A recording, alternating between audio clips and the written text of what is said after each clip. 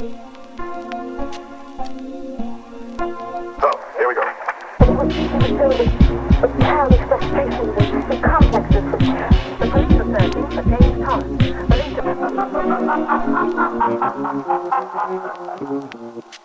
Hello. You're listening to Midnight Movie Gang. It is currently 9:30 p.m. Night Movie Gang, and this is the 100th episode 100, special. baby. Can you believe Midnight Movie Gang has been around for 100 years? For 100 years. Yep, 100 years of Midnight Movie Gang, and for 100 years of midnight. We did it. Never ending, folks. I'm glad. A century. I'm glad that this is coming out so close to Halloween. It feels it feels It's appropriate. It feels right. The spooky season. Eating a strawberry. Right. Red, the color of blood.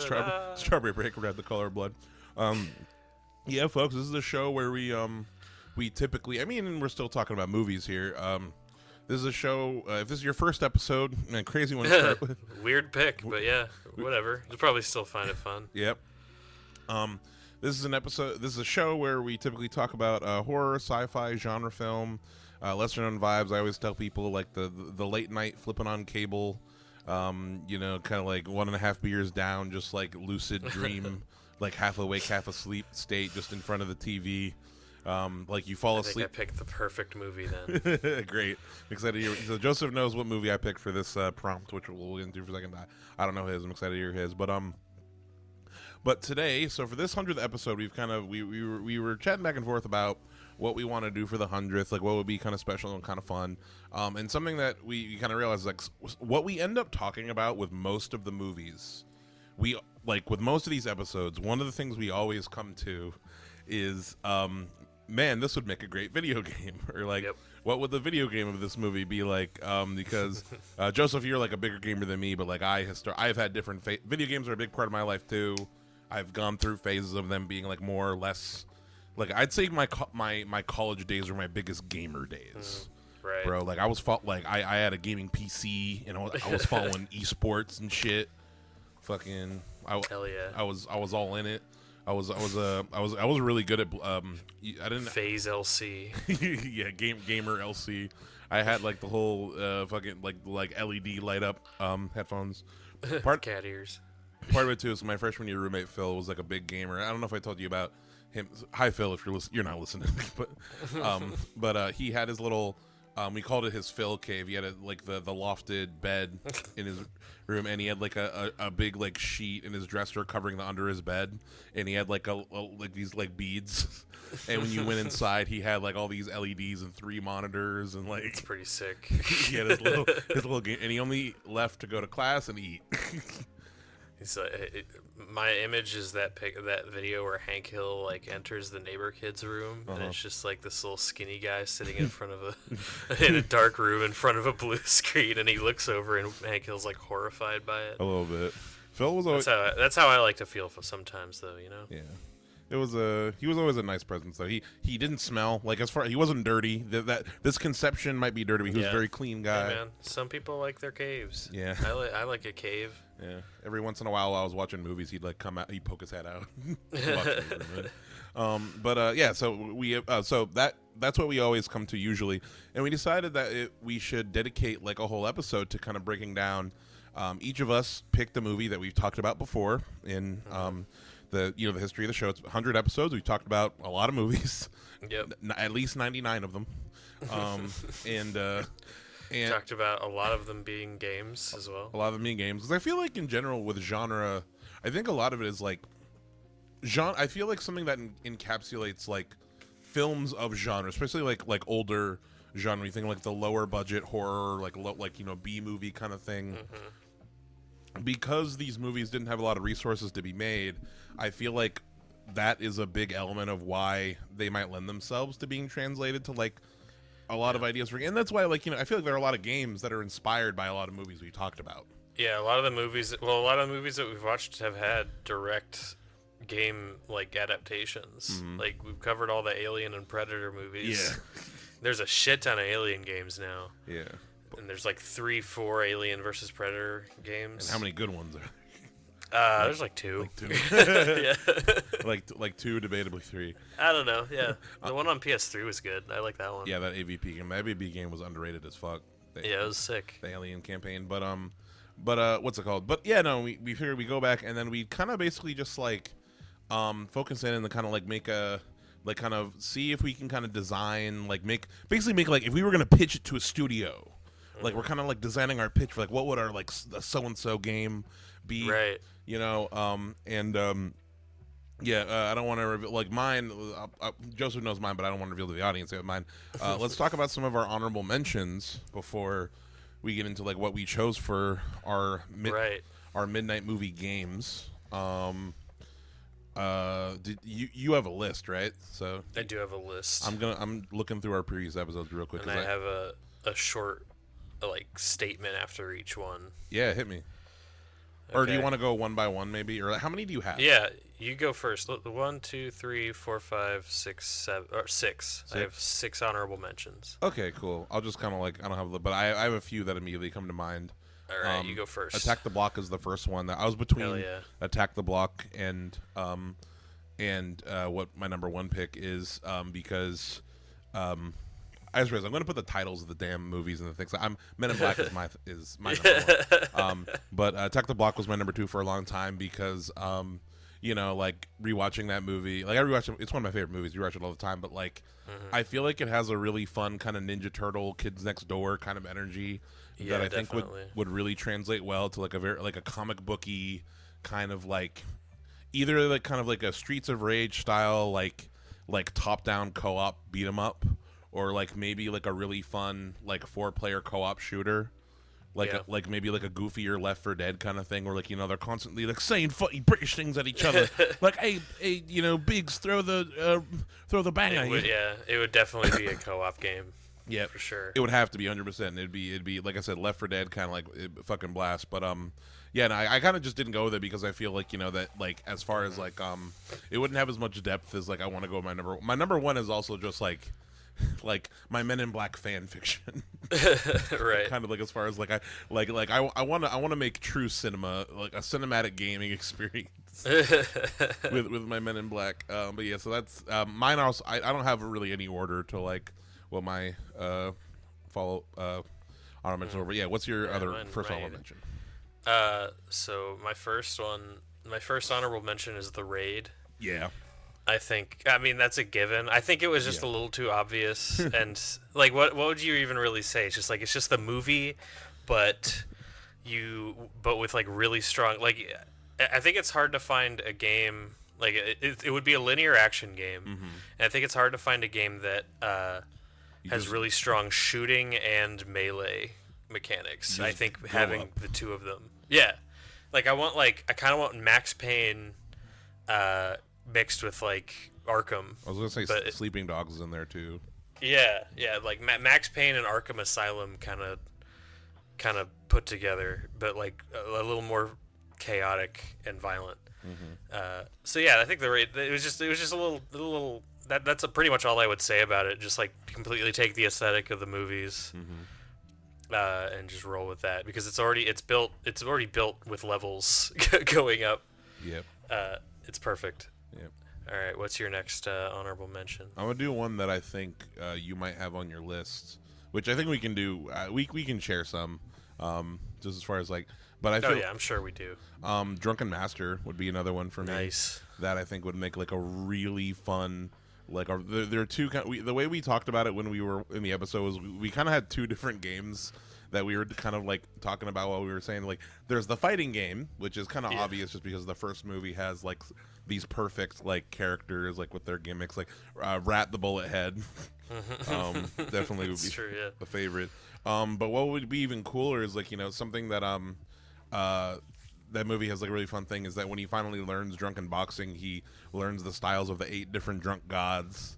And like they all have the like different styles. It's like a built-in skill tree. Exactly. And you definitely the game would be like you unlocking all the gods and then like I've talked to other people about this too. It's like when you unlock the god tree, it would definitely be a thing where like you have to fight the god in like some kind of like ethereal realm.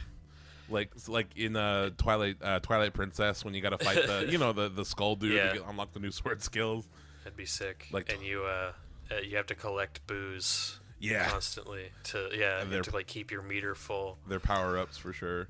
But yeah, no, that'd be like that would just be like a really fun kind of like martial arts adventure beat 'em up. Like I don't necessarily know, like That'd be sick. Maybe some kind of like fun over the top thing, especially something that would like really honor the Shaw Brothers era movie, like 70s and 80s martial arts films, because I feel like there hasn't been a lot of good solid modern media that's like I feel like done. What was the last thing we got? Was the Man with the Iron Fist? I was gonna say that was that's like the closest thing as far as like somebody trying to like honor that era seriously, and RZA tried. The passion was there. He did his best. Oh, the soundtrack would rip. That's another thing. Oh yeah, 100%. If it was like a hip hop style, maybe I'll change my number. No, I'm kidding. I still want to do Men in Black, but yeah. So that's my number 2. Okay, my second one is Tenet. Yep. A Tenet game. I have written here. I have no fucking clue, but I really want to play it.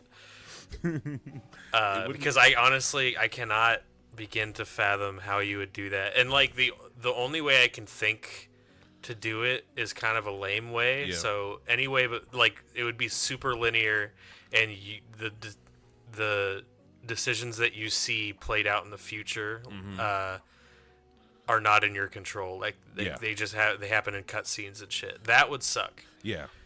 But I think putting the brightest minds of our generation on figuring out how to make this a fun game concept, I would absolutely play it. I feel like if there was some kind of element of like it would break the rules of the movie a little bit, but I feel like if you did a thing where like I don't know, you go through a level, maybe you have to like go through certain levels one way, and then you have to go through the level inverted, and you have to deal with the effects of whatever the fuck you did. But then that would kind of break the purpose of the game, because the whole thing is like, well, they're happening simultaneously. And you would also see these consequences before you make these decisions. Exactly. So it's just not possible. It just doesn't make any sense. It's impossible. So basically, I just want a game from the fourth dimension. some quantum computing. Some quantum computing game. Yeah. We need the Minority Report computer that can tell me what I'm gonna do before I do it. Exactly.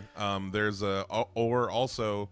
Just a fun mechanic you could if you do the dumb brain version of that though, where like maybe it's just like there are inverted items around, because you could do like a reverse gun. You could have it where like there's inverted bullets around the environment, and to shoot people where they already have bullet holes. There are like bullet holes in the wall, and if a guy goes across, you can that's wild. Reverse shoot him. Yeah.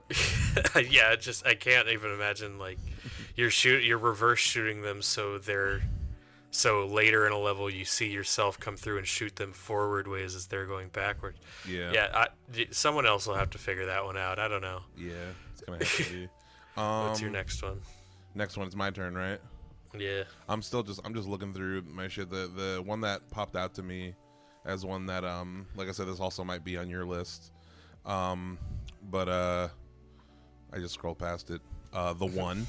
Yeah, that's on my list. It's right here. As far as like, that's the whole thing of like having to hunt yourself through other dimensions and like I have written here basically already a game concept already. Yeah. I wrote already twice. That's how already it is. Pretty much, it would just be it's good to go. It is. Yeah, you go and you fight other versions of yourself across different dimensions. So like. I feel like you could even expand it further, like when you go into the different dimensions, like maybe the laws of physics are a little bit different. Or you could have a big Mr. Anderson fight at the end. Yeah.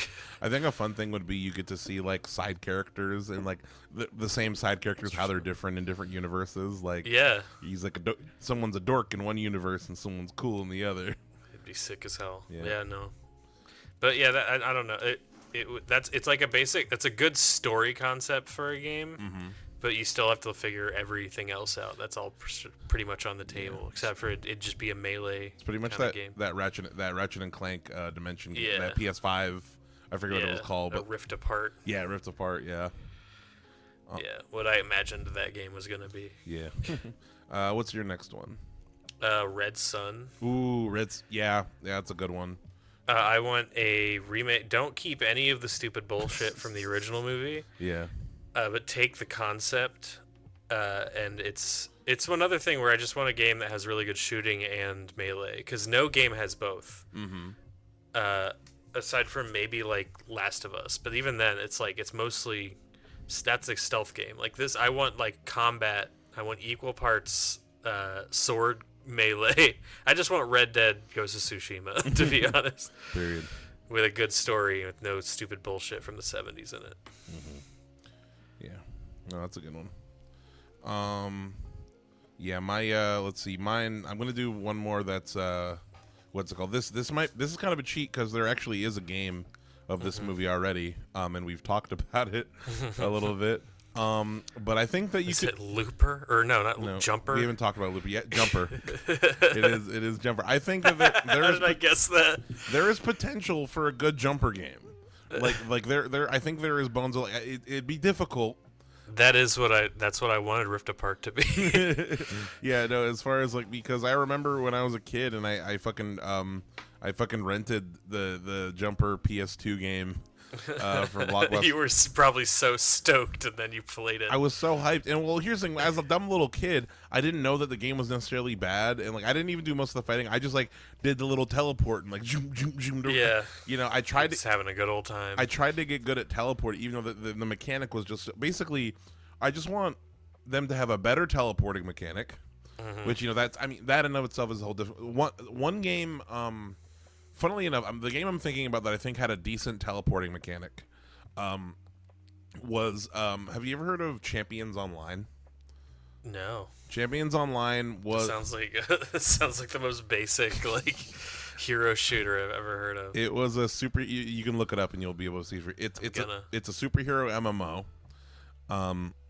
And the whole thing about it, it's like loosely based off of Marvel.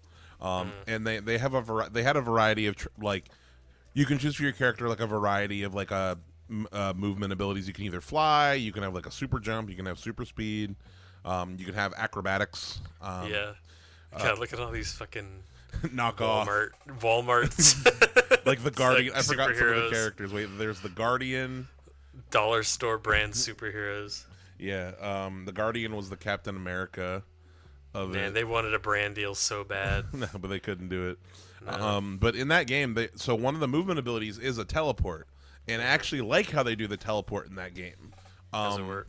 In that, so when you hit like the little button, you basically turn into like a little orb of light for like 10 seconds.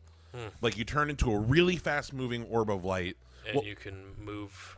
And yeah, you can, and basically like you at the end of the 10 seconds, if you can either pop out of it whenever you want, or at the end of the 10 seconds you can like re-pop out, and from you as the player see the little orb of light, but what's it called? But the other players just, you look like you're teleporting.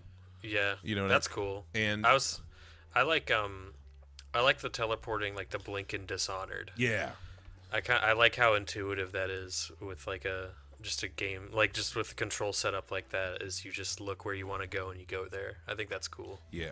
I feel like in a good Jumper game, I feel like because the teleporting is like kind of the key thing in that universe, I feel like you would have, like, they would kind of combine multiple systems together, you know what I mean, in order to... You just need to generate a world like No Man's Sky or something where you could... It's just infinitely big and you can teleport anywhere in the world. Something. Or like... That's the real fantasy. The way for me that I'm thinking about is that you have to, is like, you just have to like limit... Maybe, okay, here's my stupid idea. Jumper Island. So like a bunch of jumpers have been kidnapped and they got... Damn, it's so cool being a jumper and go all over the world. Sucks, we're stuck on this island, we can't do that. Yeah, some bajillionaire is doing like a Hunger Games ass thing with jumpers, and like they have these like collars that make it so that they can't teleport off the island type deal. That's a compromise, that's for sure. I think it's a solid compromise as far as like, you know, like you still can... Yeah, it's still a big place you can jump around. Yeah, because like imagine like you're in like a... You could have a city on it, like Just Cause. Yeah, you could have... Exactly. Yeah. If you have like a big, like, you know, Fortnite ass area where you can just instantly, like, you got that PS5 like you can just like, you're chasing a dude and you can like, you know, jump on there, and you're like on one side of the map, you're falling down a mountain, you follow him through, you're following the dude, you know, through I think it could work. Yeah, you know, it could work. That's my follow-up. Yeah, I don't know what number we're on, but what's your next one? 28 days later. 28 days later. So I know. So at first glance, you're like, well, we already have Left 4 Dead. Like what? But my thought process for 28 Days Later, and I've had this idea for a while. This is actually my first runner-up of like what. It's like I wanted it to be like, sure, it's like a first-person survival game, but I want it to be kind of like Oregon Trail, where you have to like you have to cross this like really big landscape that's full of all these dangers. You could also do it with like 28 Years Later, but I like having the car in 28 Days Later. You can kind of scrounge for supplies, and you have like, my idea for it was there are like NPCs throughout the world, and it can be kind of randomized who's where, but you meet them and you kind of make connections and you get buffs by being with them, and but they can like die really easily. So there's like that's where a lot of like the fear and horror comes from. But I think it would match up with the themes of the movie pretty well, and I like the idea of like you don't really shoot at the zombies, you more run from them. Yeah, like a more fast-paced kind of like horror zombie thing. I get you. And it's not even like Dead by Daylight or anything where you still fight back. Like I like the idea of like you can maybe take one if you're like fast, but if there's more than one, then you just got to get the fuck out of there. Yeah, I mean that's kind of like The Last of Us zombies. Like they're hard to deal with in a similar kind of fashion, just like a bit faster than Last of Us. Yeah, I guess would kind of be the vibe. That's cool. I've always liked that idea. It's very cool.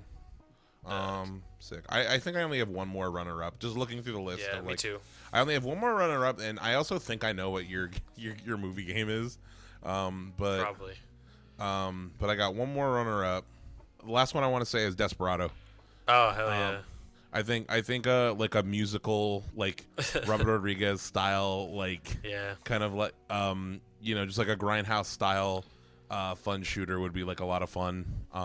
There's a few of those from like the late 90s. Yeah, with that kind of vibe. Yeah, even just like the whole idea of like having like you have your guitar case full of guns, but you can like upgrade like the weapons and it can do different things. You set it down and open it. That's the menu. I can just see it. Oh, absolutely. Yep. No, it'd be yep, and you can like change your loadout and adjust stuff. We got a barking dog. We got a meadow. Dog in the room. But yeah, no, that's my But yeah, Desperado's my last runner-up. How many do you have left of your honorable mention? I have one left. Okay, cool. It's The Room. Just what?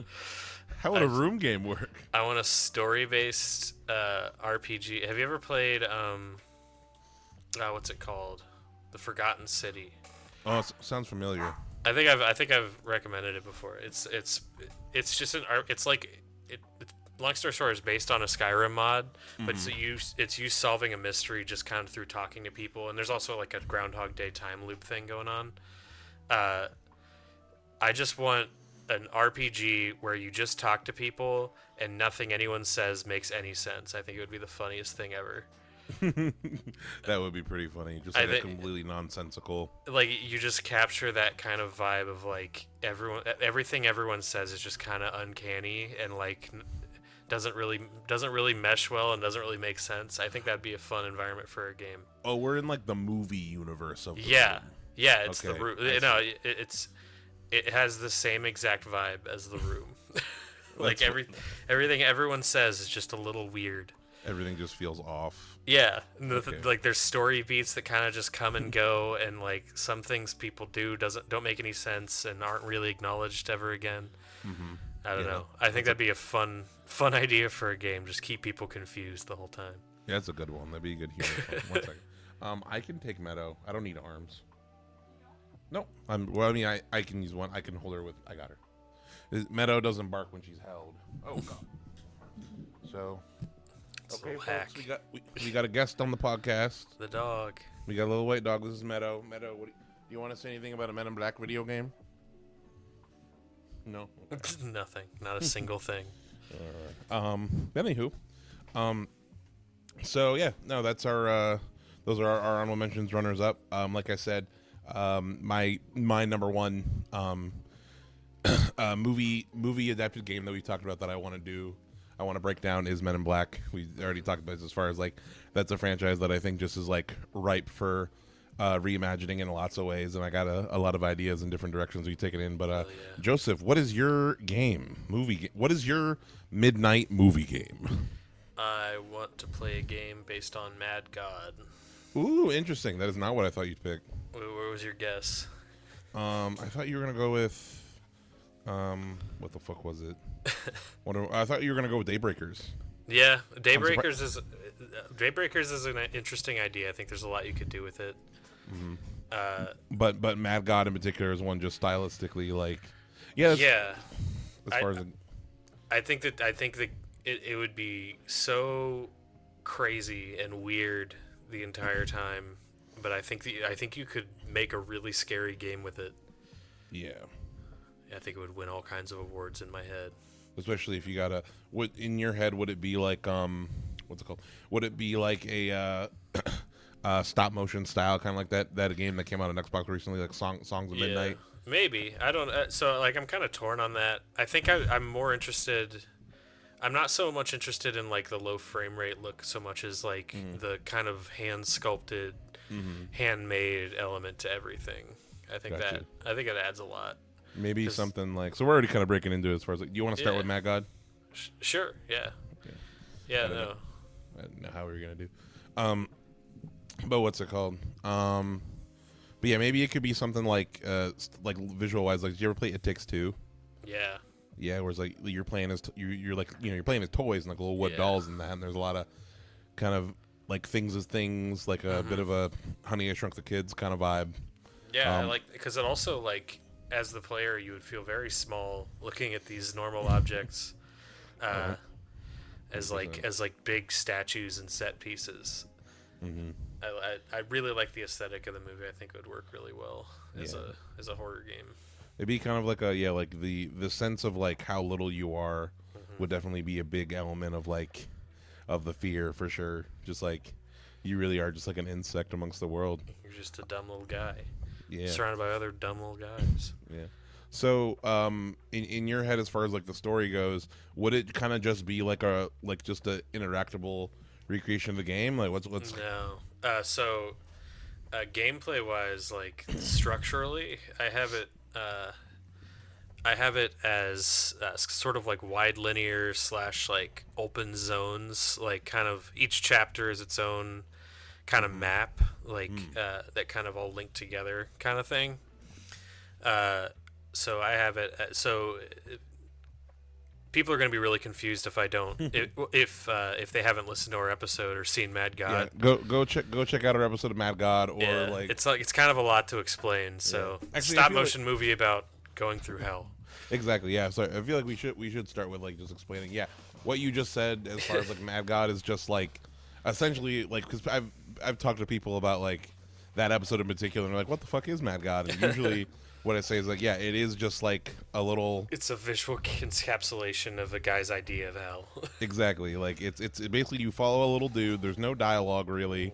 You just follow a little dude descending further and further into just like the worst nightmare imaginable. There's like three main parts. Most of it's just watching a character travel through a hell world. Like my interpretation of the setting is God got angry at humanity and went insane and plunged it into hell. And some people who live in like a less horrible part of the world send assassins down to try to blow it up. Try to blow up hell. And in the end, we see everything just gets reset and the cycle continues of birth and rebirth. But we see two separate assassins. After one dies, another gets put down. And that's one of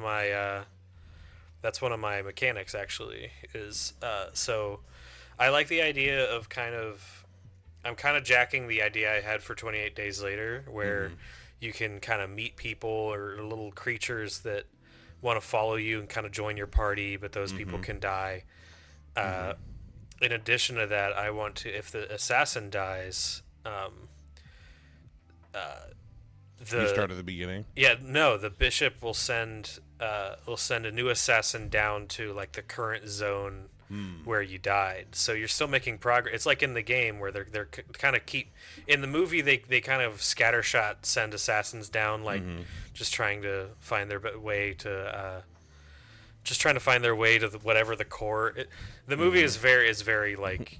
Phil Tippett has said it's less not so much a traditional narrative and more so like Bob Dylan lyrics as a movie. I'm taking it a little more literally for the purposes of this, but the movie is not super literal in that sense. It's very expressionist. It really is more just kind of like a visual.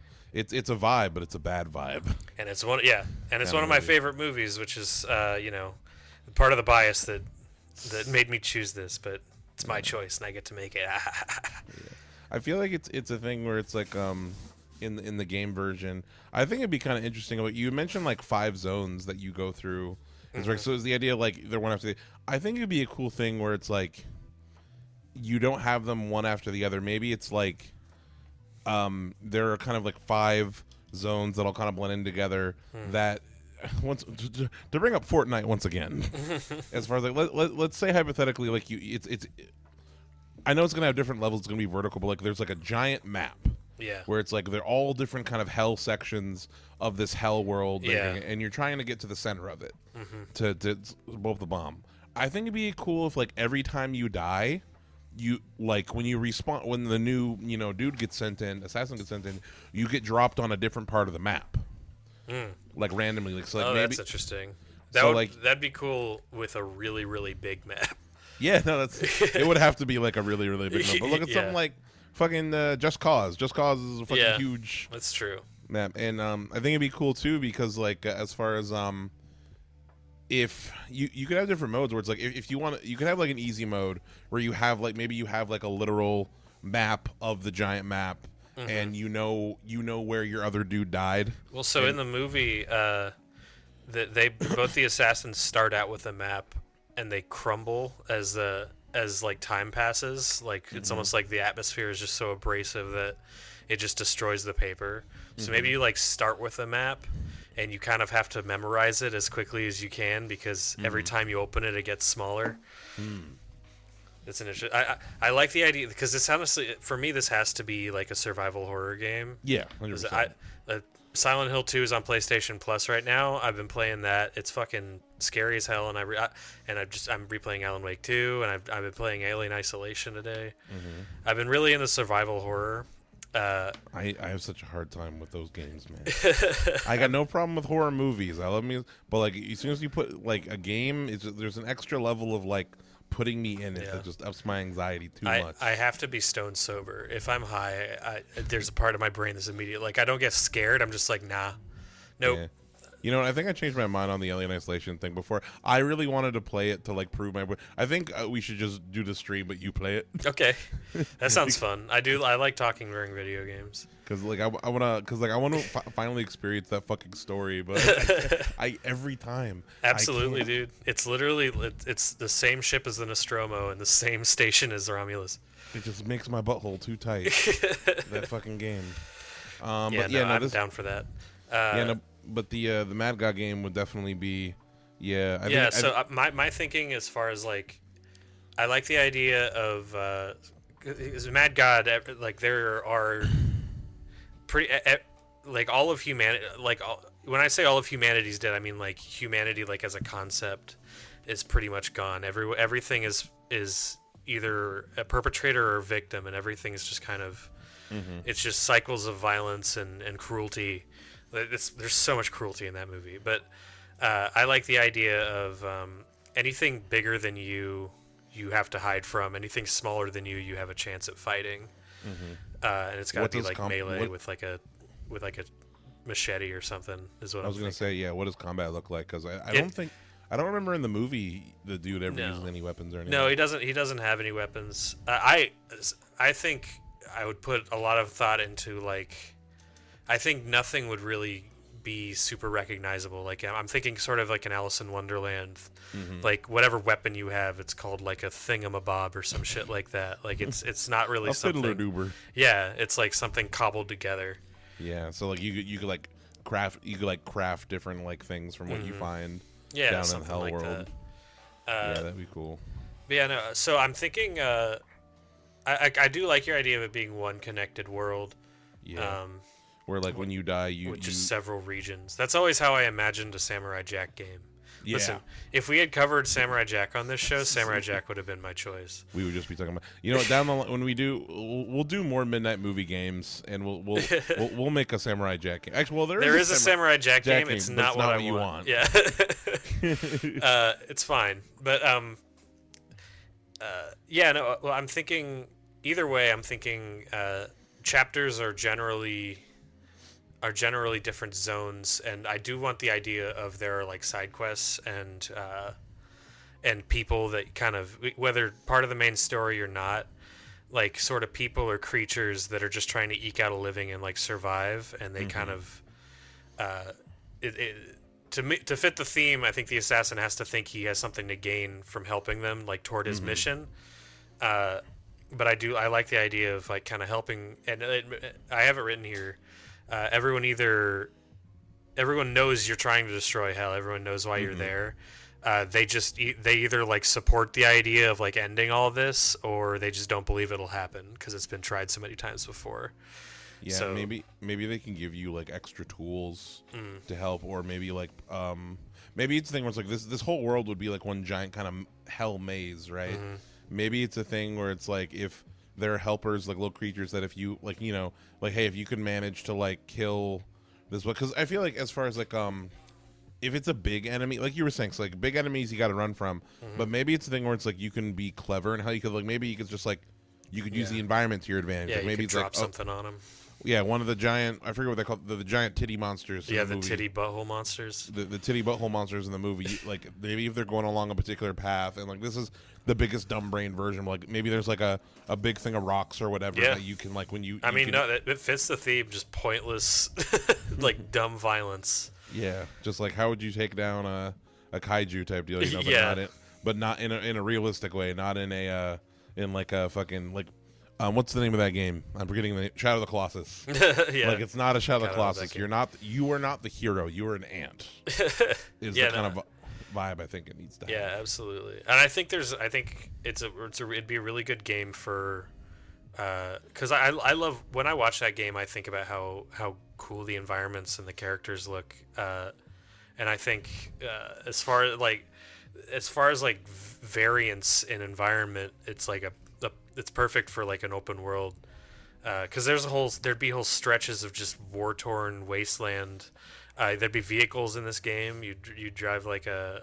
Ooh, yeah, that'd be cool. Yeah, there'd be motorcycles and old cars and old tanks and shit that don't fire, obviously, but like, yeah, there'd be like long-range traversal. I like that idea too, because I like a game that feels like a journey and like an adventure.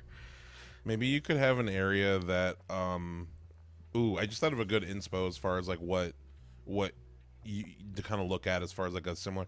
Think about like the you played Tears of the Kingdom, right? No.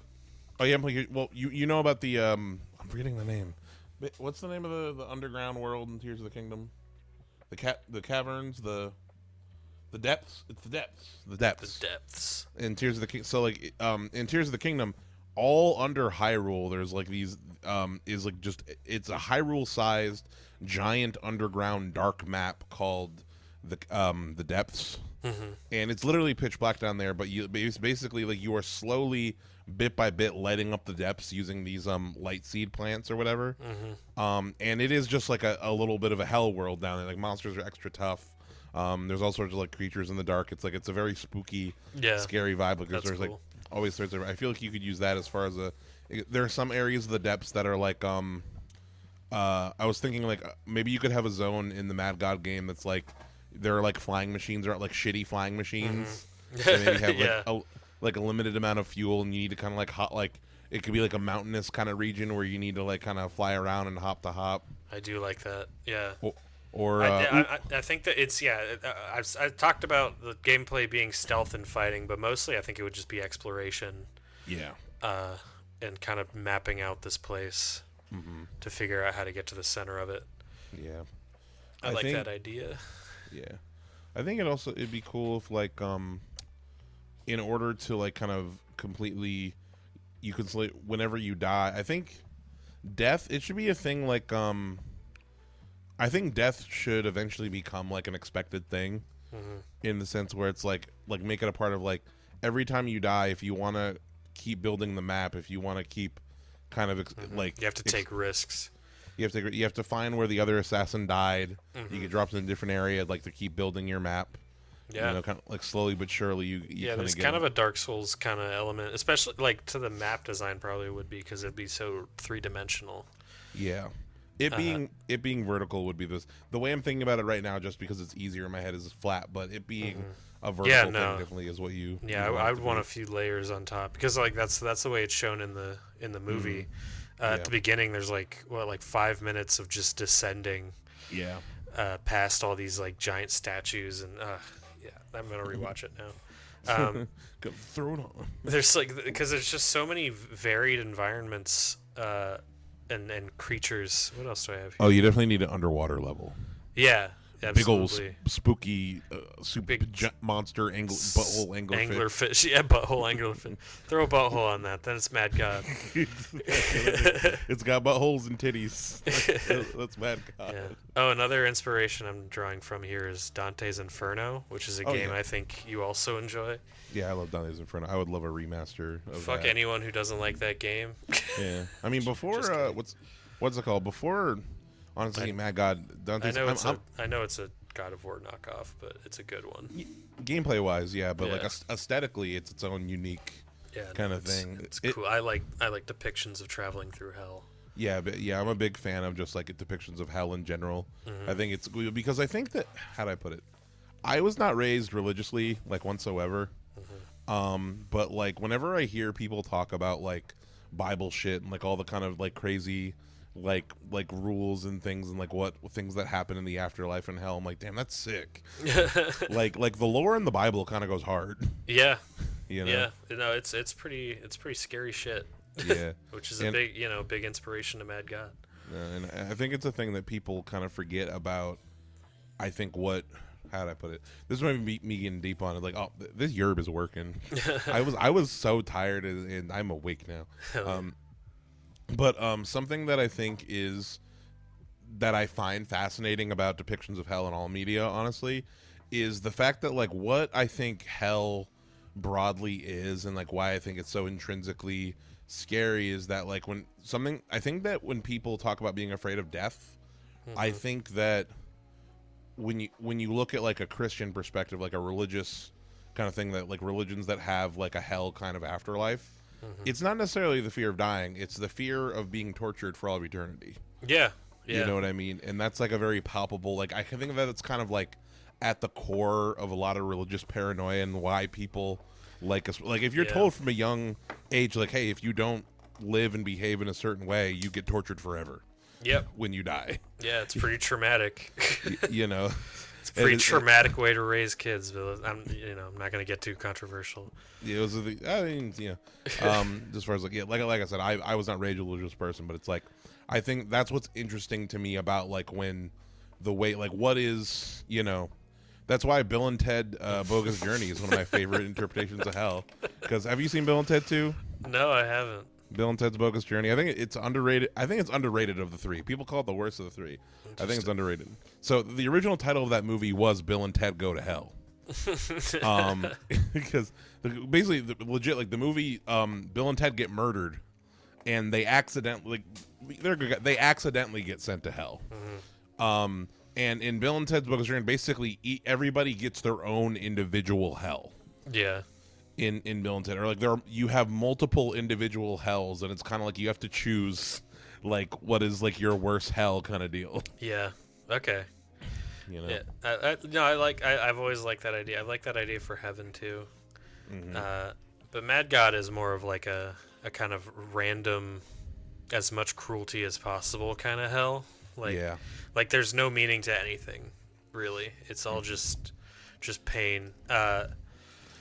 So for your Mad God game, would you have more specific I know you had mentioned like little side characters you can help, but like would there be dialogue? I think there would be a little bit of dialogue. I want the protagonist to be silent at all times, but like maybe like heavy breathing, but like in the scary parts. Yeah, exactly. Pain noises.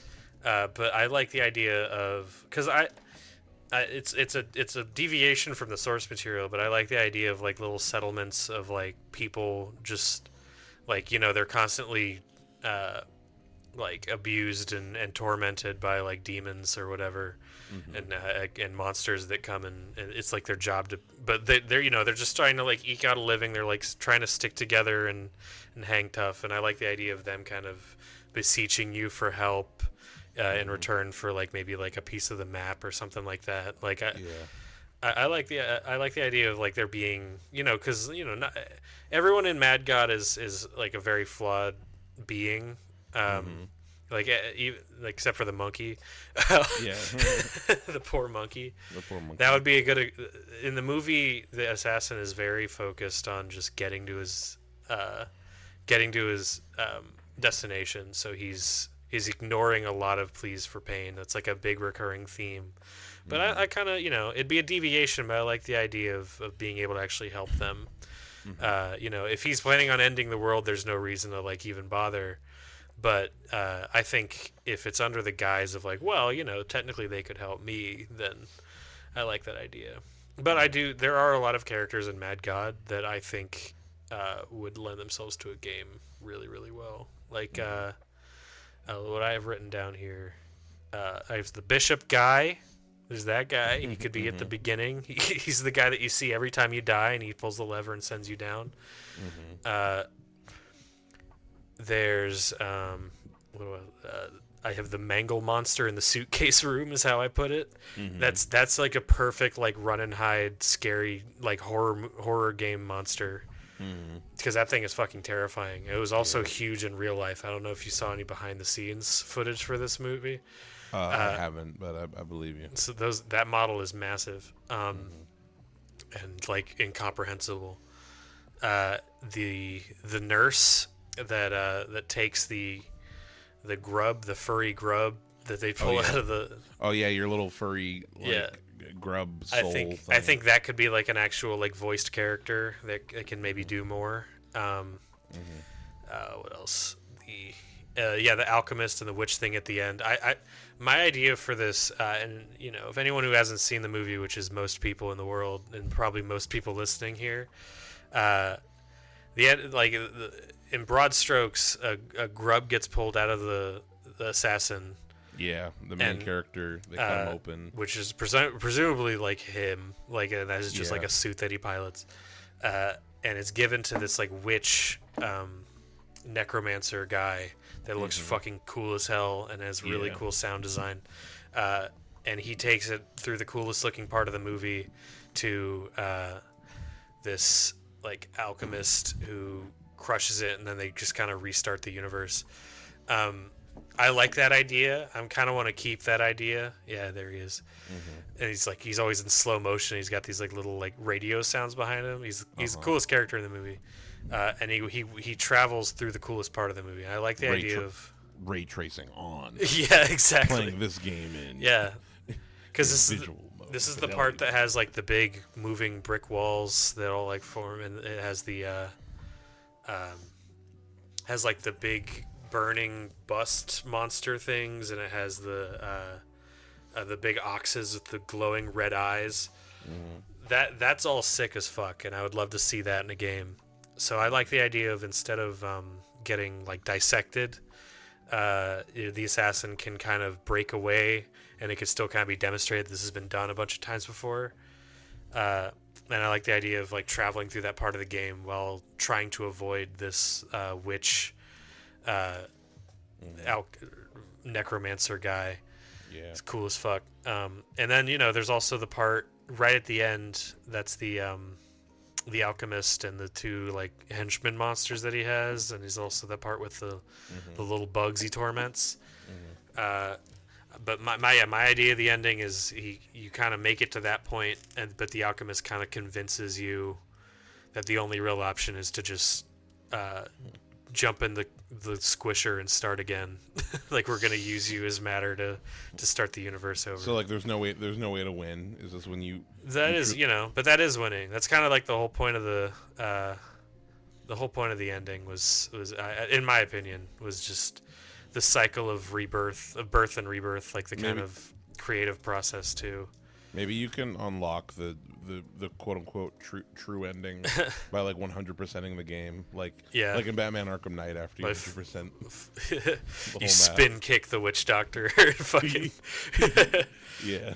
But you get to the point. I think you get to the point where you finally get to the center and your bomb doesn't go off. I do some kind of rewriting so that's not so frustrating, but it does bug me when in a game you finally make it to your goal and they just get that taken away from you at the last second. Mm-hmm. So I think that there'd be like some rewrites, but I do like the idea of being able to walk through that last part of the game or that last part of the movie because I think it's the coolest looking part.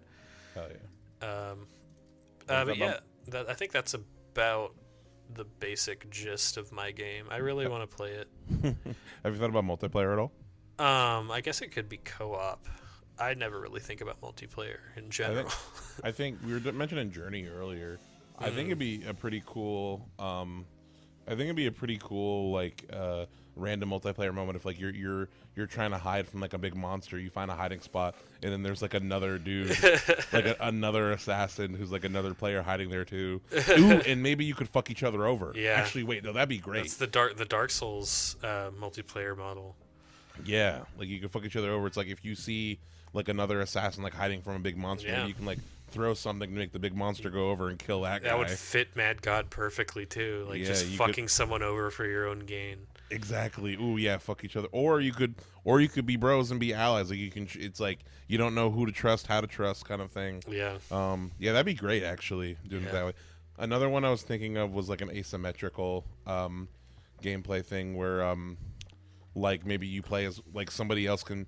It could be like a smaller mode where like you're in a small area and maybe like there's a team of people playing as like a bunch of monsters, and you have to like hide from the real players who are playing as the monsters. Which that kind of reminds me of did you ever play? There was a shitty. It wasn't shitty. It was fun. There was a free fan made on Unity Attack on Titan game. Ooh, that I played in high school. I think I've seen that. One second, I guess see if I can find Attack on Titan game Unity. I played it a bunch in like my high school class when I was supposed to with my friend. Yeah, this is what this is the game. This is what it looked like. It's like little sprites. And they had multiplayer. You could play as the Titans, and you could be like cool. Titans trying to kill the humans going around that. But the thing is like with your movement gear, the movement gear mechanic was really fun. Especially when you got good at it, you could really cheese it, and you could just like zip yourself across the map like nothing. That sounds sick. It was a fun game, so there could be some of that. But yeah, no, that's cool. I play the shit out of that Matt God game. Yeah. What studio you think would make it?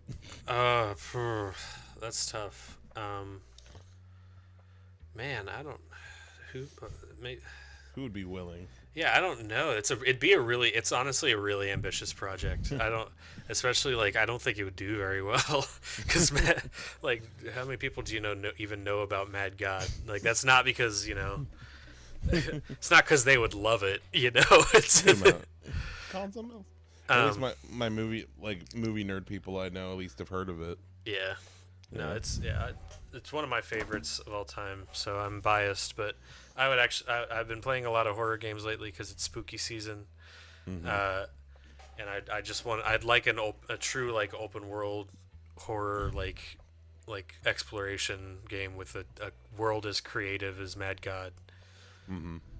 That's what I want, and I want to drive around, and I want to help little villages of bunnies that end up getting stomped in the end anyway. Cool. Actually, yeah. What if you get the flip mode? Ooh. What if you get to be the Mad God? What if it's like what's that? Torture Sims. Yeah. What's that game? Black and White. Yeah. You get to just be an evil asshole god who just whose whole job is to torture people. Yeah. Well, that'll just get this game canceled. Yeah. Torture simulator. Get it banned. That sounds like a million Newgrounds games, just on a larger scale. Period. Yeah. No, sick. That's yeah. Mad God. Peeps at home, people who make games, make them the Mad God fan game in Unity. Yeah. We'll play it on the show. We'll live stream it. Make it on was it PlayStation Dreams or whatever the fuck?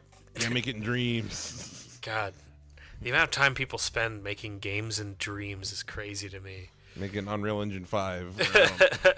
Whatever people got. Yes, please. Yeah. Cool. Are you? Do you want to talk about the Men in Black game? I do. Rock and roll. So I'm gonna make a guess. Is it open world? Probably. Or at least the concept I have in mind. So there are a few different directions I've thought of as to like how you could kind of take it with the story, the characters, and the gameplay is pretty consistent as far as like it would be. So like we had talked about LA Noire as a big inspiration. Mass Effect is also a big inspiration on me, not just in terms of like kind of the dialogue and like how you have to talk to characters, but also in terms of I think it would make sense that like there would be maybe like 5 or 6 primary alien races that you're kind of talking to. Yeah. You know what I mean? And maybe they control different sections of New York, but I'm getting ahead of myself. As far as like, well, the first main thing I want to talk about with the characters is, okay, a lot of what I've been thinking of, I think it'd be cool if you went with your options are you can either do new agents or you could do people that we know. Right? And as far as like, we talked about, I want the 70s. What's up? There's J. What are their names? J and K. J, K, and then there's the 2 from the new movie that no one likes. H and her name's like Veronica or something for most of it because she's like an agent in training. So she has like, so my new agent. I want to let you know something. I was thinking for a long time what these fucking agents. I was at work and I wrote out the alphabet on a piece of paper and I was literally just writing pairs of 2 letters together to try to figure out what two That's fucking really funny. What 2 letters would sound Brought good. the alphabet out for reference. Yeah, and then I was looking at it like, what 2 letters for this new agent duo? I mean, so like LA Noire. You have a partner. Yeah, so you have a partner. I think that what's it called? The other option before. So I think it should be new agents. I think new agents provides a lot more possibilities for like plot lines. Yeah, especially because I kind of have like some ideas as to what each of the characters are going through, like story-wise. But another option could be, and something that could be, I think would also be interesting, maybe not as a Men in Black game, but I think like, honestly, this would be a cooler Men in Black TV show or something. I would like to see young Agent K and Agent D. Oh, okay, yeah. In like a TV show. It's like 70s, you get Josh Brolin to come back to play Agent K. Yeah. You hire some dude to play Agent D, which D is his original at the beginning of the Men in Black 1. That's his partner that he neuralizes, D. Yeah. And you have K and D doing some shit in the 70s. It's a right premise you can actually expand on. 100%. And like the core actor that you need, because as far as like, if you were in reality to make like a new Men in Black thing, like people like you, we need some legacy person to come back. Like, we're not doing this whole thing with new characters. Like, and I think Josh Brolin, like, especially, like, you move it up to, like, the late 70s. Yeah. He's the right age to play K. Yep. In that era. So, yeah. And he does a perfect impression of Tommy Lee Jones, so. No, like, he's spot on with it. So, yeah, no, I think that as, like, a show. But I think, though, for my game and what I want, I think that 2 new agents, still in the 70s. Yeah, I was going to say, I was like, do you want this, like, because I want this to be a period piece. Oh, 100%. I think this set in gross 70s New York is fucking perfect for Men in Black. There could be trash everywhere, like the politics going on. It feels like Taxi Driver. The music, like there'd be like different alien clubs, like aliens fucking playing like R&B and shit, like rock and roll too, especially rock and roll. You could get like Led Zeppelin comes through and they're all aliens and shit. Like, oh, so much you could do. But the point is, so my 2 new agents and the letters that I put together, that I went through all the letters. I'm like, I wanted one of them to be A. So A and G were what I came up with. Sick. I think A and G sound good together. I think that they're distinct enough. They're far enough apart from each other. And also in terms of like so in terms of like, I've been thinking about what they're kind of like as well. So A would be maybe not the so I don't want to call him the Will Smithish, but like A would be the newer agent.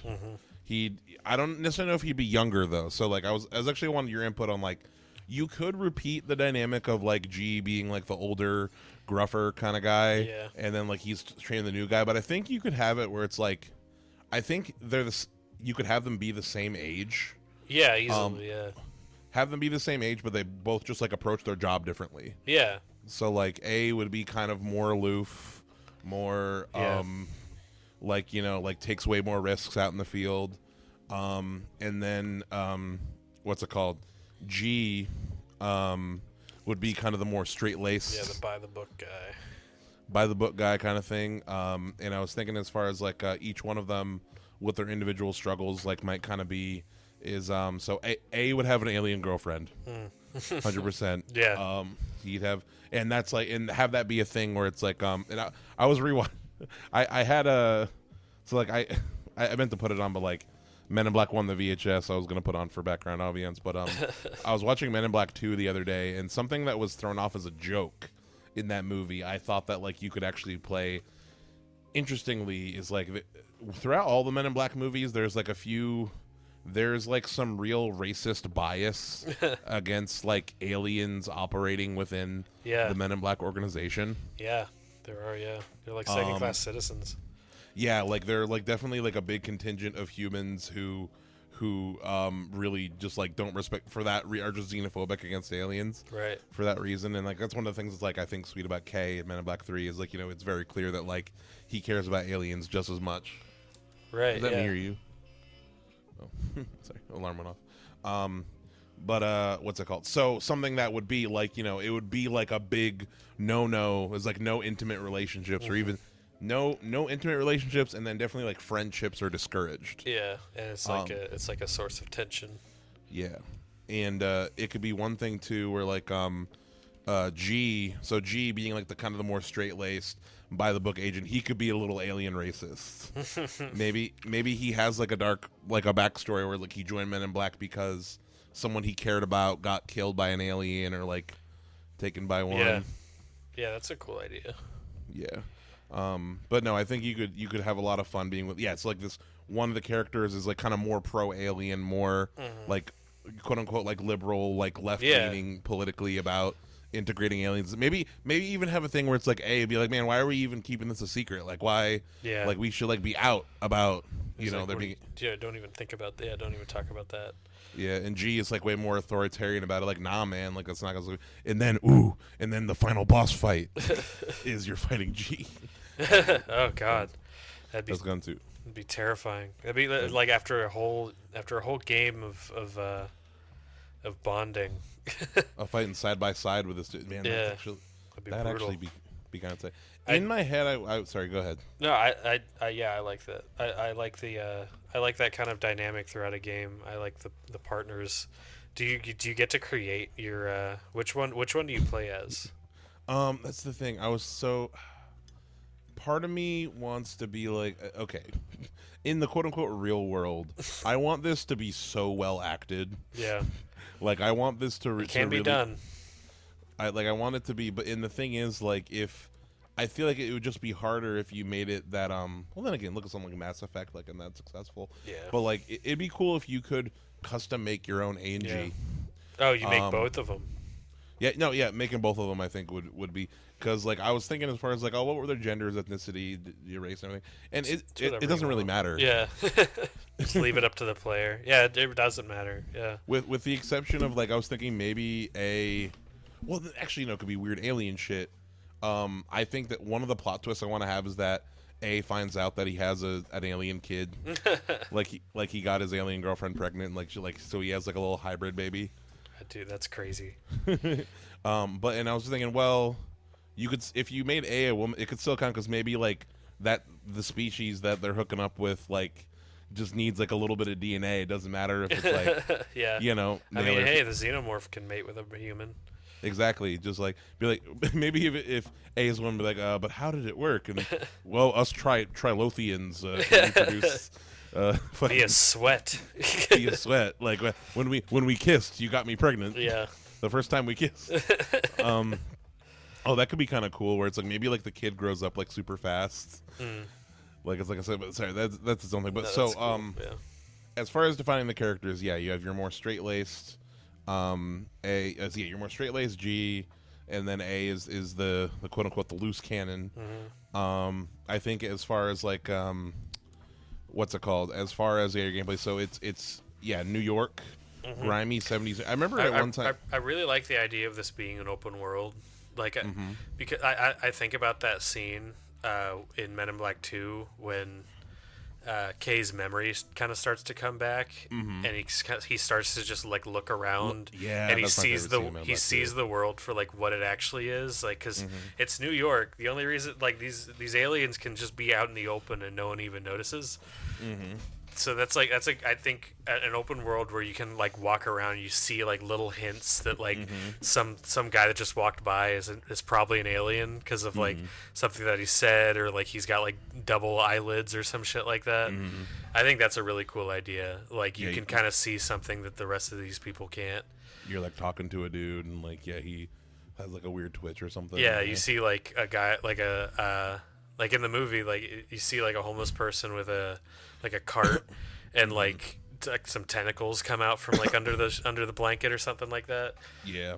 Just like little, like you can have just little subtle stuff if you're paying attention. I think that'd be cool in an open world. Yeah, that'd be a lot of fun. And yeah, as far as like I'm thinking, so okay, actually the twist of G being the bad guy is one because I had an idea for a bad guy, and also just like kind of a general idea for like what a story would be. So I think that how do I put it? You could have a thing where like somebody is serial killing Men in Black agents.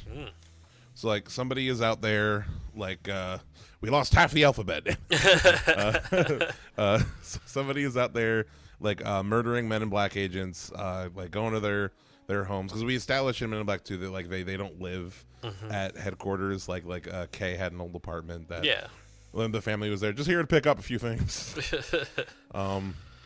You could have oh my god, the neuralizer mechanic would be so much fucking fun. You could just do it on random civilians all the time. Yeah, you could just like neuralize random people. It'd be so great. But as far as what's it called?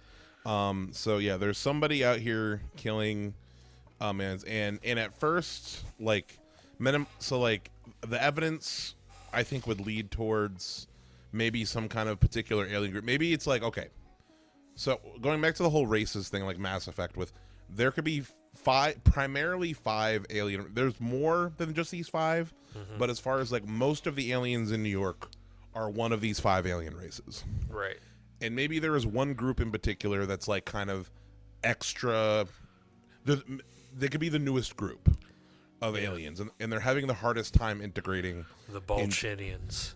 The Bolchinians. Yeah, the Bolchinians are having the hardest time integrating in the society. And maybe, and this is something that'd be cool, maybe in what I'm thinking about as far as like there could be a new drug, a new alien drug that's spinning around town and here called Neuro.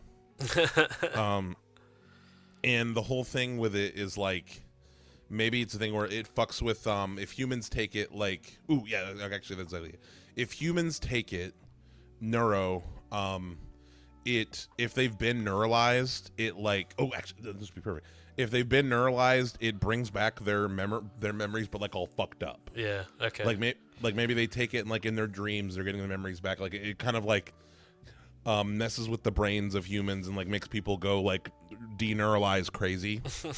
And what's it called? So maybe that's like what you're kind of responding to at first. Like there's reports of like all these humans that have like been slipped Neuro, or like somebody, or like or maybe humans that know about aliens, like they take it and like they get fucked up. But for aliens, it's just maybe it's a thing where it's like it I don't know, like it stimulates their brain in like a different way, or for their species or whatever. And then so for most of the game, it's kind of pointing towards this like this one particular race, and maybe it's and A's girlfriend is definitely a member of this new race. Yeah, that's 100%. A little extra tension. Yeah, a little extra tension between, and maybe halfway through the game, G finds out, and it's like, what the fuck? Like, you're dating a Balchinian? And she's pregnant? Her chin's getting really big. Like They a shrivel- bullfrog. It's like there's an intimate scene, and her ball chins are shriveling up, and she's like, let me warm those up, baby. Yeah. Oh, it's cold in here. She wears like a fucking scarf around her ball chins.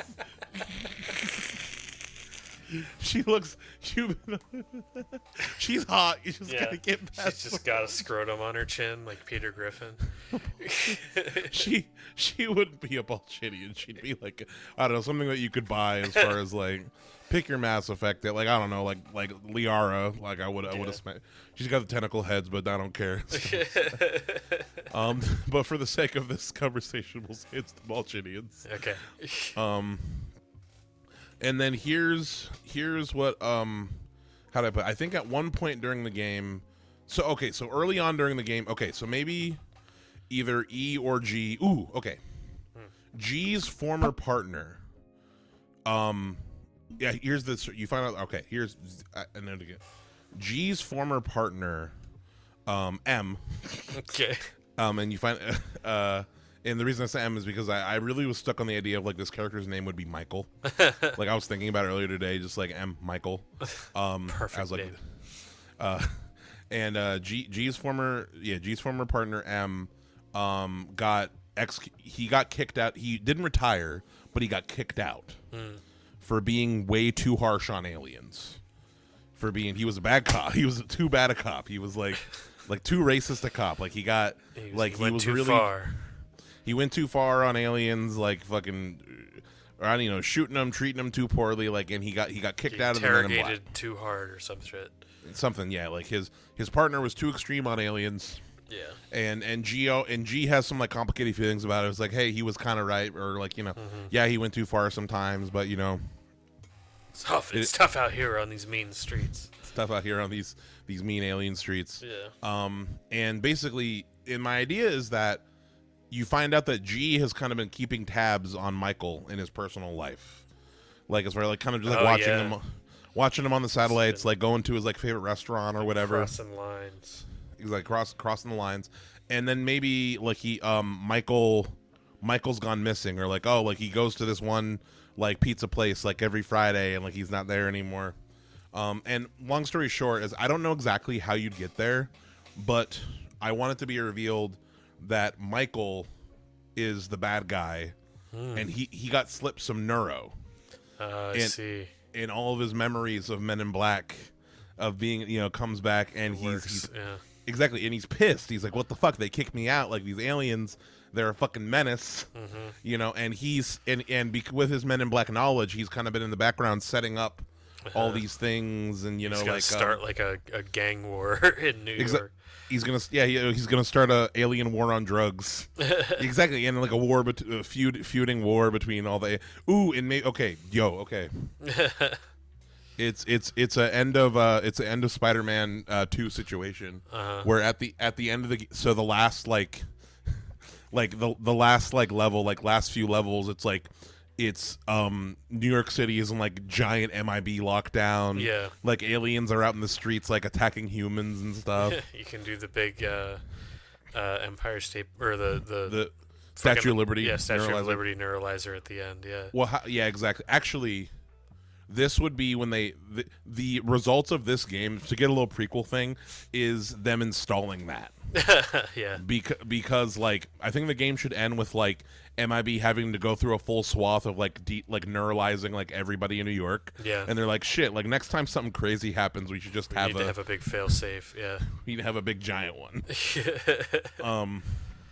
But yeah, no. So like, yeah, it's full carnage, like carries the streets, and Michael, he's trying to get his, like his revenge somehow. And maybe he goes after. He goes after A's girlfriend or something, or like A's kid, yeah, I don't know. As far as like further details on it, like I think, just in general, like I like the idea of like having the neuro drug be something that's going around, affecting people. Maybe I was thinking like maybe G is addicted to it Yeah. or something. Cool. So but, like moment to moment gameplay, like what is it? What does it look like?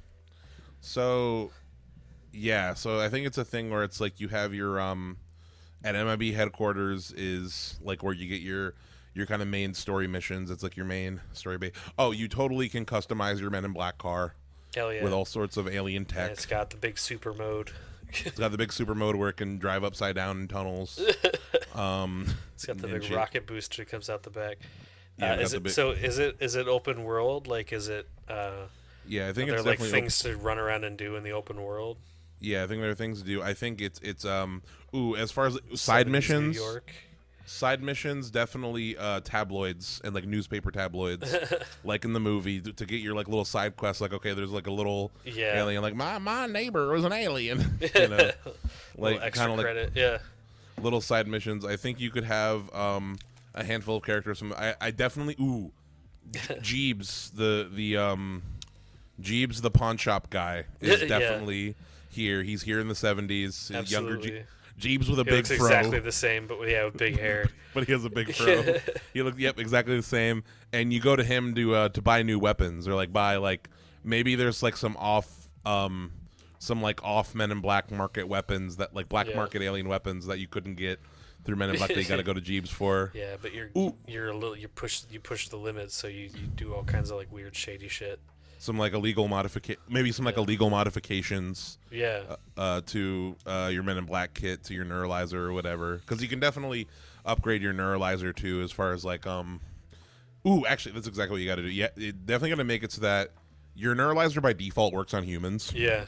I think should be a thing as far as because that's as basic as far as like and that's actually something that should be a trackable thing, like maybe like loose humans to be neuralized or whatever. Yeah, it's like witnesses in Red Dead.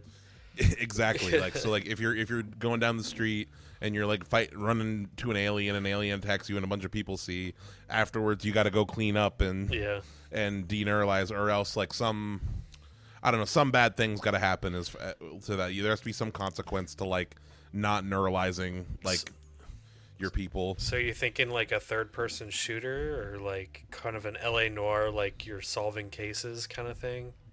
Yeah, LA Noire, third person. Like I said, Mass Effect was a thing I had just as far as like the structure of like an RPG. Like the story. And like I said, initially, I'm always a big fan of like co-op being like at the very least an option. Like as far as like it'd be cool if you and your bro could play as K and J. Yeah. Or A and G. A and G. But maybe it could be a thing where like you could have it more structured. Like, actually, here's how I think they should. I think it should be more like Grand Theft Auto 5, where like even their partners like swap between them. Yeah, you swap between them, GTA 5 style, and each of them are hunting their own leads. So for most of the game, outside of main story quests, each of them are hunting their own leads. They got their certain side missions are open for some that aren't for others. Okay, like got their maybe own, like lives and relationships and stuff that go on. Yeah, like it'd definitely be a thing where like A is more involved with like the alien refugee community, and like his missions are more focused on like helping the little alien guys and stuff, and then like it's like Miles and Peter. Actually, that's probably the better example. 100%. And then for the story missions and for those things, like you're together. What I don't want to do, like Spider-Man 2, I want you to be able to fully choose, like be able to, during missions, you can switch between A and G whenever you want. Yeah. And honestly, but too, what I if think you want to be super cinematic? Fuck you. Fuck you. I'm here to play Spider-Man. But actually, the way you could have it split like that, I think would be a better. You could still do it co-op in that way, where it's like you could like so certain missions you can only do one or the other, and then there are certain side like Spider-Man, or like certain side missions you can do as either. And if you do co-op with your buddy, like pick up, Man, it is like, weird. Spider-Man 2 wasn't co-op, isn't it? It really seemed like the perfect thing for it to be. It was made for it. It's weird. Yeah. and it just didn't. And we're not going to fail here with our Men in Black game. I think having implemented like that, where you can choose whether or not. So yeah, for story missions, you and your bro can go do the same thing.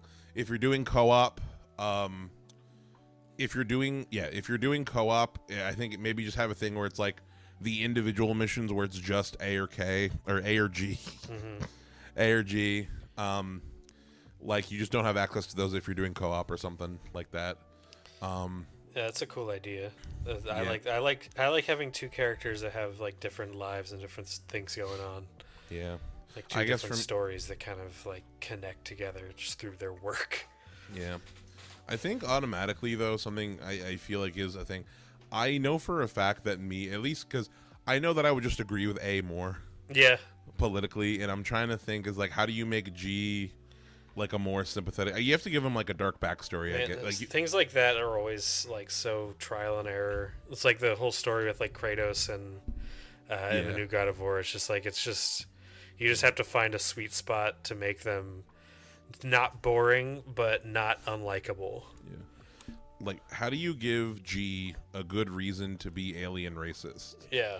Ooh, wait, no, here we go. Wait, yeah. And this could be Michael's his brother.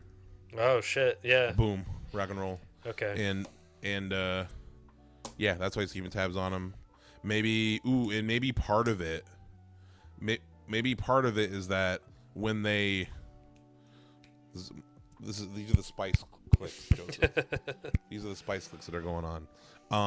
When Michael got kicked out of the Men in Black, they neuralized all memories of G, or his name could be Gene, Michael and Gene. Neuralized, got rid of all of his memories of G, because like G's in the Men in Black, like we don't want Michael to even know type deal. And then that's kind of the reveal. It's like towards the end when like you find out Michael's a bad guy, G is like, what, you don't remember? I'm your brother. Yeah. Like, that didn't come back to you type deal. That'd be the big twist. Yeah. No, I like that. I like the stakes. I like the story you have set up here. And I like the idea of it. So are you kind of playing detective throughout? Like it's because I don't like the idea of this game. What it probably would end up being a third-person shooter where you're just like mowing down like waves of like aliens. No, it's like a procedural. Like it's like when you talk about detective, like definitely like. Here's the thing: I have not played LA Noire. Oh, really? Yeah, and most of what I know about highly it is recommend it. Yeah, I've heard it's really good. Is it? Are you able to play it on current consoles? Sorry. Yeah, there's a PS4 version. There is? Yeah. There is a PS4 VR version, but it's not on PS5 VR, which is a bummer. Yeah. It was such a good game. You could drive around the whole map in VR. That's cool. It was so cool. I hate that it's two separate. It's like that PSVR 2 isn't backwards compatible. It's the worst thing ever. Yeah. But yeah, no, I recommend it. I think you would like it specifically. It's a great Gotcha. It's a great game. It was apparently a hell on earth to make, and the director of it was a real dickhead, but those people made a good game. I don't know what to tell you. I'm trying to see if you can buy it on the PlayStation Store. Can you not? You can. Yeah. It's $40 on PlayStation Store. I think you can probably get. You can probably get a cheaper hard. You can definitely get a cheaper hard copy. Let me see. I'm just looking up real quick. Put it on your wish list. It's on sale a decent amount. Yeah, it's like $20 used at GameStop, and it looks like Yep, and I can get it. I can get it at a GameStop near me. So, all right, folks, Midnight Movie Game Part 2 is going to be after I play LA Noire. So, like, but the main thing from LA Noire I know is like they have a really in-depth like lying system, like system of like trying to like to figure out one of the things I was thinking of was like the Arkham game detective moments where like you go into an environment where like somebody was killed and you can like go around and scan like for different clues and stuff using like alien tech or whatever. Yeah, I do like that. Like kind of like a streamlined detective work. Because on LA Noire, you physically you walk around the crime scenes and you wait for like a little jingle to tell you that there's a clue to pick up. And then it might or might not be helpful. I think Men in Black doesn't need to be that procedural and like I think you can streamline it a little bit to like focus more on like the fun of like car chases and yeah, no, it'll have its action mode, but I definitely don't want it to turn into like, especially because when I think about Men in Black, it's not those fun, it's not those kind of thing. Like I think it's like you could have it. How do I put it? Like I think about those like lighthearted moments, like in Men in Black 1 when they're chasing down Reggie or whatever, and his like wife is pregnant in the back. Yeah.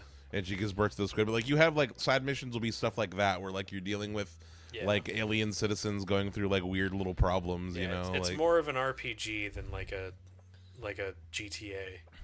Yeah, I'd say so. And then what's it called?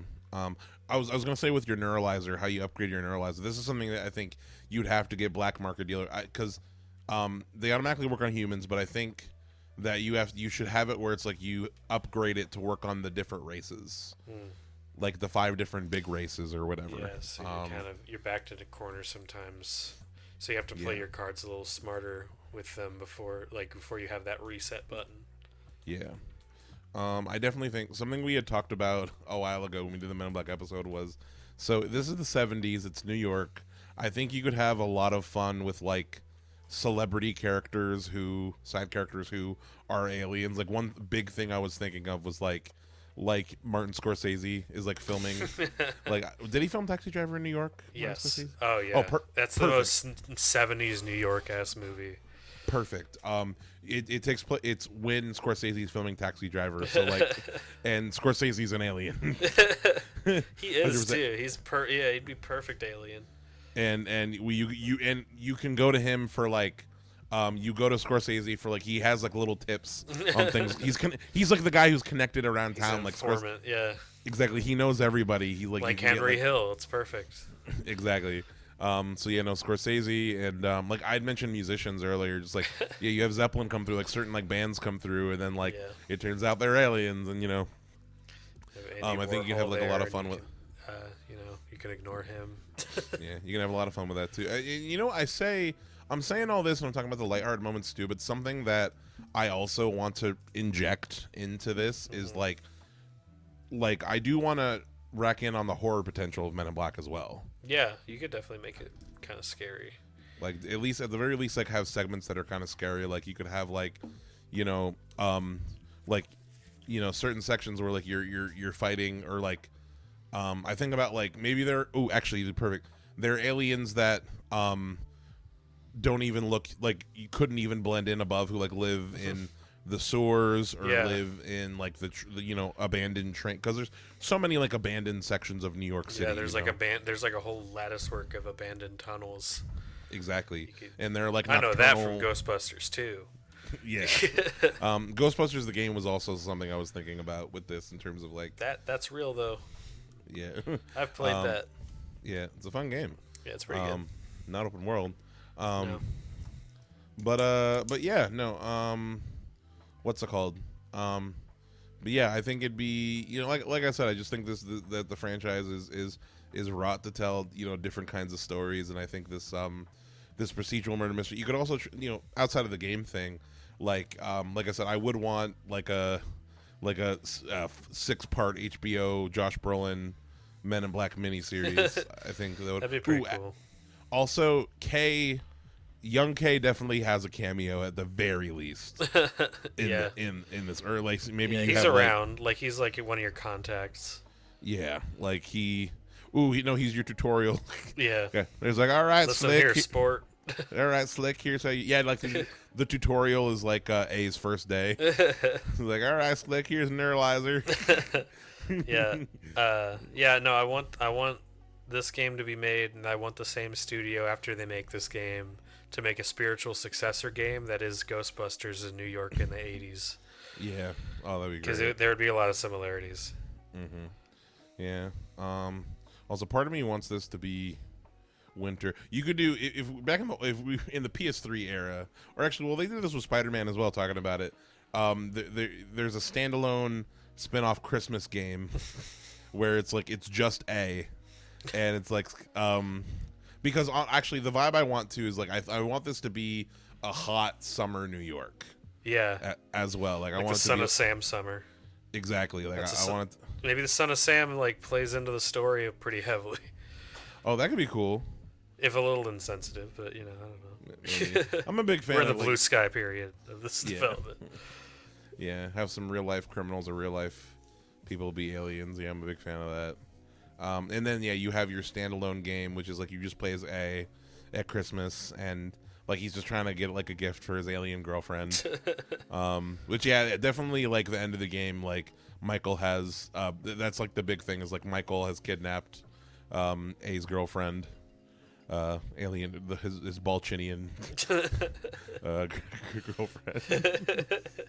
Their big heaving ball sack hanging from her chin.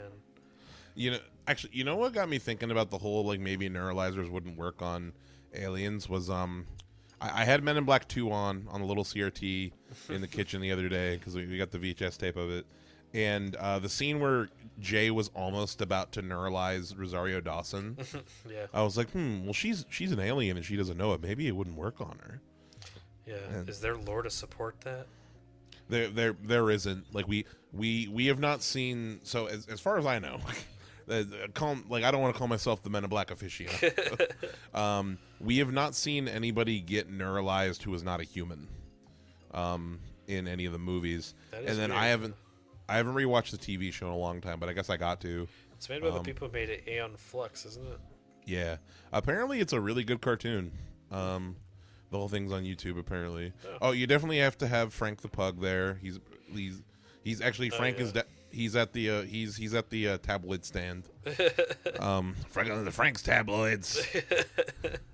I do like that. No, there's a lot of stuff you could. I want the map to be Manhattan and New Jersey because I think New Jersey is full of aliens. Jersey aliens. I also want a natural foresty area. The Pine Barrens. Exactly, the Pine Barrens. Like I want a spooky zone where like maybe you could do a play on the Bigfoot and Grand Theft Auto thing, where it's like, but then Bigfoot's actually an alien. Flying saucer comes and abducts you or something. But then it's like an actual flying saucer. You're out like wandering around and you're like lost and a flying saucer abducts you, and then they're like, all right, time to dissect. Ah, shit! Hey, it's G. Hey, Fuck! Oh, I didn't know it was you.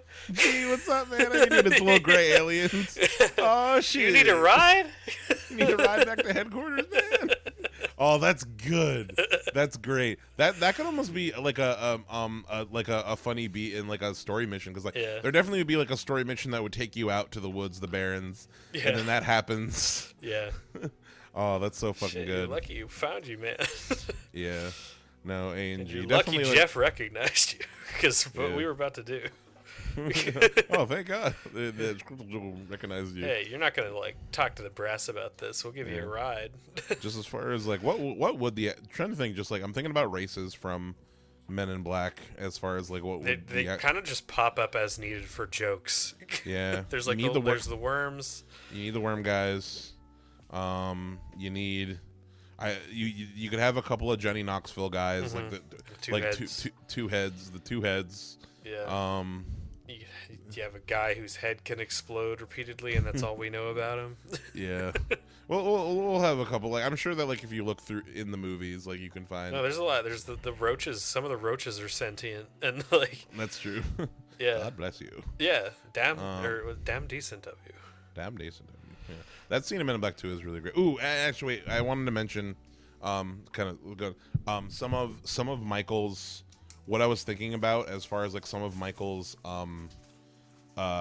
what's it called, some of what it drives him a little bit and like what like as a villain like why he's pissed off too is like the how do I put it, something that I like about and that scene in Men in Black 2 is like a big contributor to it, is this whole thing of like what the reason why people join Men in Black and like the reason why Kay at least did is the whole thing of like, you have to give up like your whole life, your whole family, but like you can look up at the stars and know you're not alone. Yeah. Yep. Type deal. And that's the kind of warmth that I think Kay feels in the sense like he looks up and he's like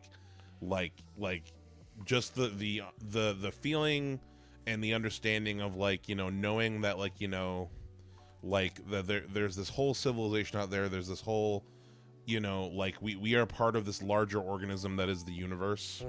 Like the living universe is this thing that, like, you know, I think what pulls a lot of people into, and I feel like you could have an element there with Michael where he's like, he was part of why he was pissed that he was excommunicated. It was like, you cut me off. You took that from me, yeah. You took that from me. But then again, I'm thinking about it, it's like, well, if Michael's alien racist, would he be feeling that? And also, like, if he got his memory back, then he has that again, right? I guess. But he'd be pissed that they took it from him, you know? Yeah. I guess it's like, what, it depends on like what the too far, maybe the too far.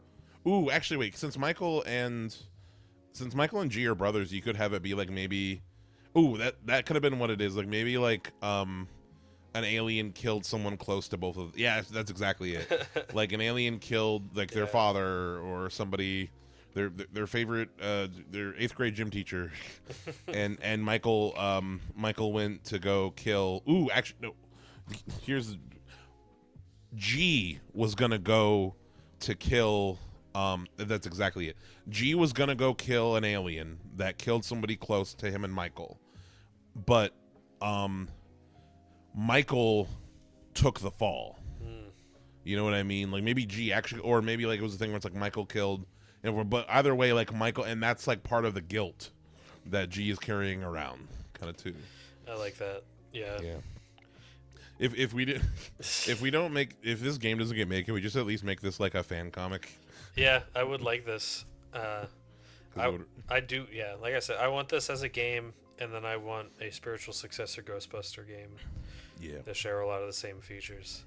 Period. But yeah, I don't have much more to say. You know, we mentioned the gameplay. We mentioned the neuro. Yeah, no, like you upgrade your car. You have cool alien weapons. Get different suits. Yeah. Oh, maybe some different suits. Yeah. And also, like I said, yeah, I think that as far as like if you were gonna make the real game, I think you would have to like. I feel like they would have to pick specific actors and looks. Yeah. For if we're going for like a high quality like especially if we're going to be like analyzing people's faces, like having these be very specific people would probably make more sense realistically. But it would be cool if like if you were making like a more arcadey, more loose, fun version, you like the Saints Row version. The Saints Row version of you being able to make your own A and G. I think that would be a lot of fun, like gendered and otherwise as well. Yeah, I like the idea of them having set faces. I don't know. Yeah. I think, or maybe just having like a set few you can choose from. Oh yeah, that could be cool. Like that would. Because like you know, Arthur Morgan is such like a beloved character, and I think that's more the case than if you could like make your own. You know. Yeah. A lot of those Rockstar games do if we're going for very like strong characters. Yeah, like very distinct, memorable Cole characters. Phelps in L.A. Noire is one of my favorite characters in a game. Yeah, I'm definitely gonna play it. I recommend. Right now, I've just been getting high and playing Skate. But they're doing a Halloween event right now in Skate, and I got some spooky Halloween hoodie. But yeah. So yeah, that's the Men in Black game. This is so. God, we got to figure out what to do if we do this again. It's like, yeah, and then someone out there. No, I wonder if like if I do a whole treatment, I do think this could be a really cool fan comic or something. Maybe I'll write. Maybe one day I'll just get on like a big riff and like write out a whole like fan fiction. You should of my Men in Black game. Sounds like you're most of the way there. Yeah, I mean, no, it doesn't. I think for me right now, I have a very clear sense of just as far as like, you know, the character that I feel like I would most align with, just like, you know, politically, like he is the main, and then like definitely I think there's some work to be done with G. Yeah. Definitely the whole thing of like the bad guy being an Men in Black agent who got his memory back is like a big instead of just like some alien. Yeah, instead of just some alien. That's actually the biggest thing. Like an alien being, we've had the aliens as the bad guy. So funnily enough, the Men in Black International had Liam Neeson as the bad guy, but who fucking remembers that? I don't remember a single fucking detail about that movie, and we talked about it for like a half hour with Harvey. Yeah, I don't remember. Yeah. I don't remember shit about Men in Black International. Yeah, I flushed that. I neuralized myself after watching that. After we did that recording.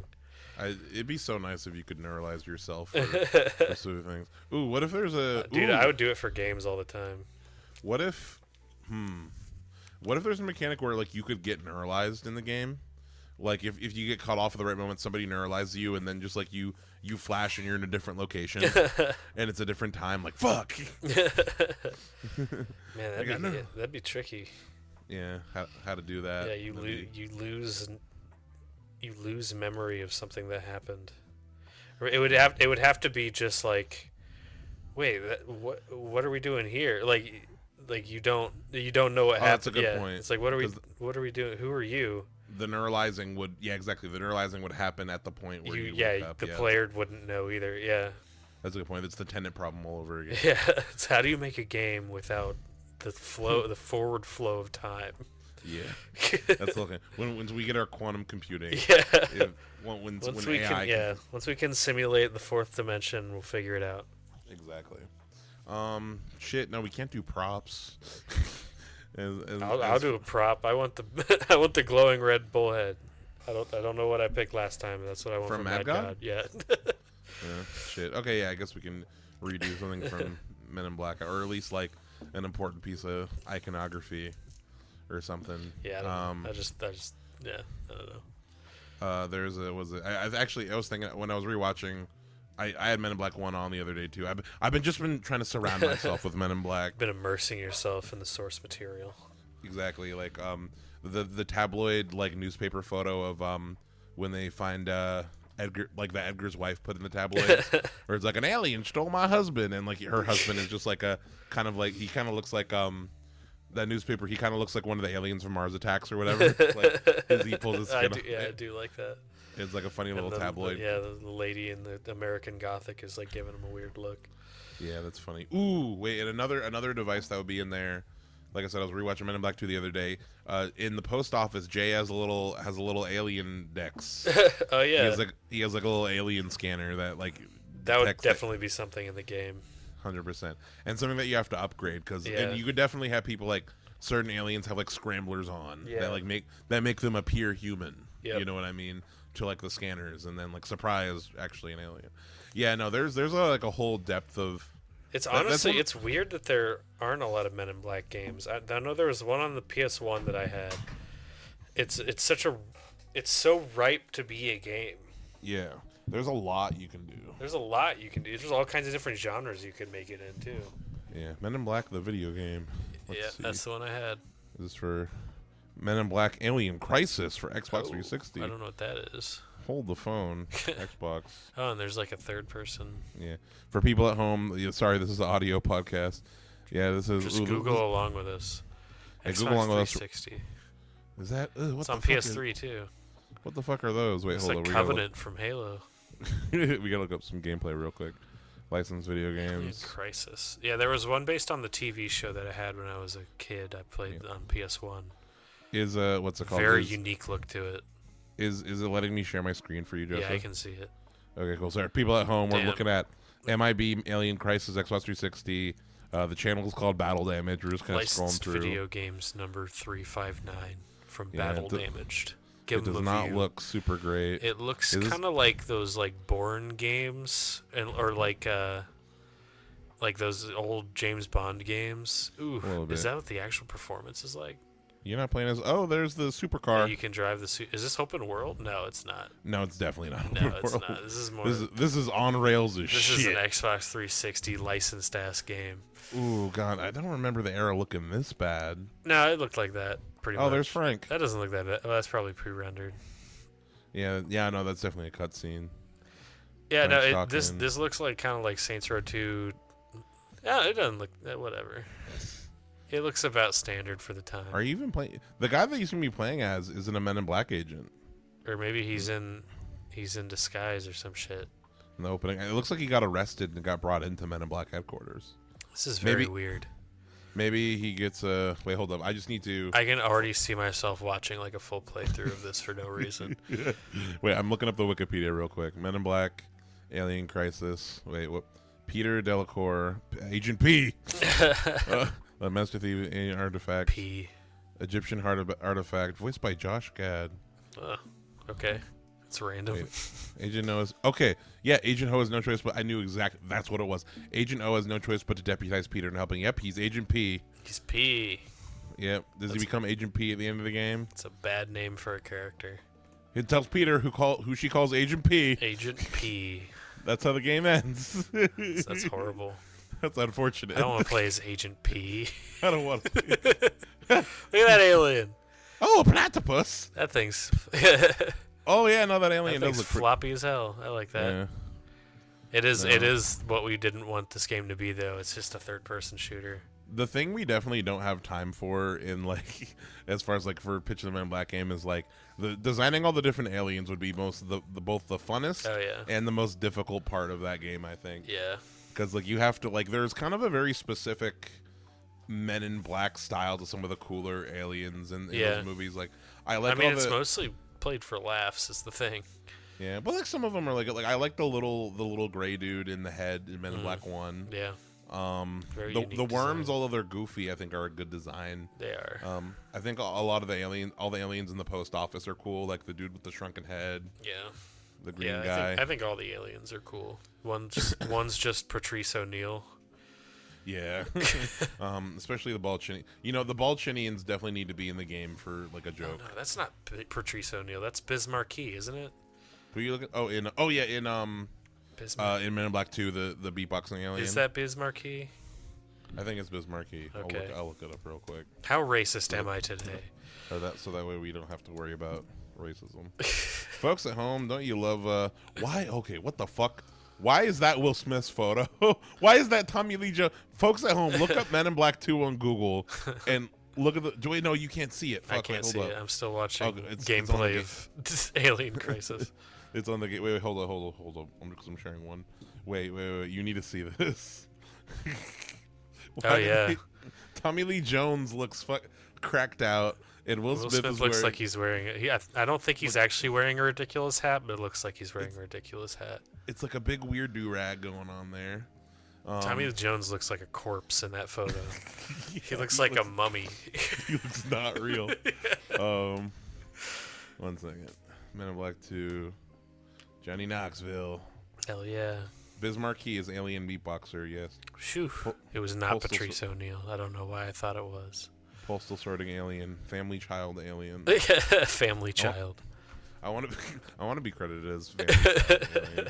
Ooh, and you know what? Okay, you know what I do want to bring back? There are a few things from Men in Black 2 that I honestly do find kind of iconic. I think they need to bring back the mysteries in history, like opening with the shitty Twilight Zone. Yeah. Like that's how the David game Cross needs to be there. Well, that's no, how the it's game 70s. needs. Yeah, no, he'd be too young. He'd be like a kid. Yeah. But like I want the game to open up with like a history, like the mystery, like of one of the stories that never happened from a case file that doesn't exist. Yep. And maybe it kind of goes through Black and like white in engine. yeah. And it would actually explain. You know what? It'd be black and white in engine. And it would explain the newest race coming to New York City. Like for the past several decades, the four big races have lived in harmony Yeah. with humans. But then the Balchinians came. Yeah, and it's all like fakey looking. It's all like fake, shitty rubber looking. Yeah, and that's the intro to Yeah. the whole, because that's the central conflict. Yeah, no, That'd be sick that'd be as hell. good. That'd be sick. Somebody make I this. would People play out, this game.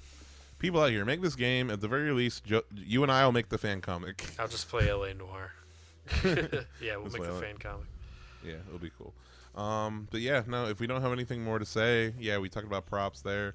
But yeah, this has been episode 100, folks, of Midnight Movie Gang. Thank To you 100 more years. for people who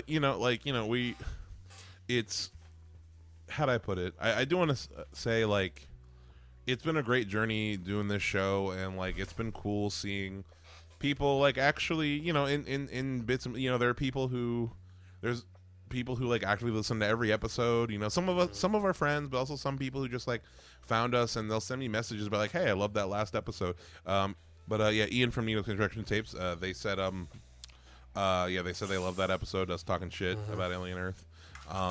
And then also just in general, we had a TikTok clip recently we have a TikTok clip from the Alien episode that's going off a little while, and I had to fight some nerds in the Hell comments. yeah, that's what I was waiting for. I was like, have we pissed people off? Hell yes. some people vehemently disagree about it, but either way, just like it's been really fun. I know some people. I've never. So, are you arguing with people who really like that show? There's a handful of people there who like really like the show. That's the well, not first arguing, I've heard of it. I pretty much just said like hey, I'm glad you enjoyed it. Wish we could. Wish we could've.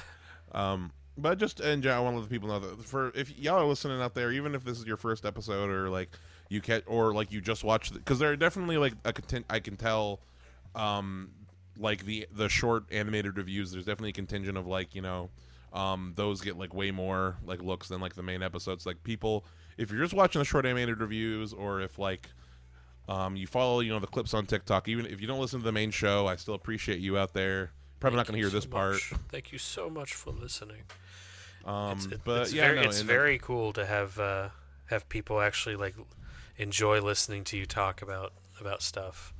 It's a very surreal experience having people tune in and listen to us and our weird opinions about niche movies. Yeah, and a lot of people seem to like agree, or and I enjoy seeing people who like disagree or have like opinions that made me think about the films differently. Even better. Just like folks out there who are here at this stage in the journey and who intend to keep going. Just thank you. All I'm trying to say is thank you for being here. Yes. Thank you for being ears to listen. We very much appreciate you. And hopefully, y'all will keep listening and tell your friends. And we're gonna expand more. But yeah, this has been Midnight Movie Gang. It's 11:22 p.m. Night Movie Gang. Check us out at the website midnightmoviegang.com. Oh, and something I wanted to say. I still haven't put. I'm gonna cut. I recorded a little ad, but we had our first official. Somebody on Etsy bought one of these fucking tapes. Hey! I didn't advertise it. A random person on the internet a sale. Ordered one. I got to send it out tomorrow. But they ordered a tape. Shout out to that person if they ever hear this. Yep. If you're out there listening, I think the person's name is Michael. It's Michael from the Men in Black. It was him the whole time. Yeah. So yeah, things are going, and thanks so much again. Yep, check us out, midnightmoviegang.com. Check us on YouTube. More shit's to come. Yep. Have a nice night. Bye.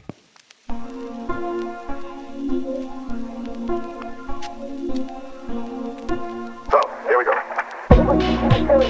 With childish frustrations and complexes which the police are searching for James Thomas, believed to be the lover of Miss Williams, and her partner in the horrible murder of Walter. Grant everybody that I'm here to go. Oh, please tell me where this is going. Please tell me. Sorry, I don't know. How long is it? How long is it I got in here? Please take us to Albany on 6 o'clock train tonight. What do you think? Special agent, Special agent,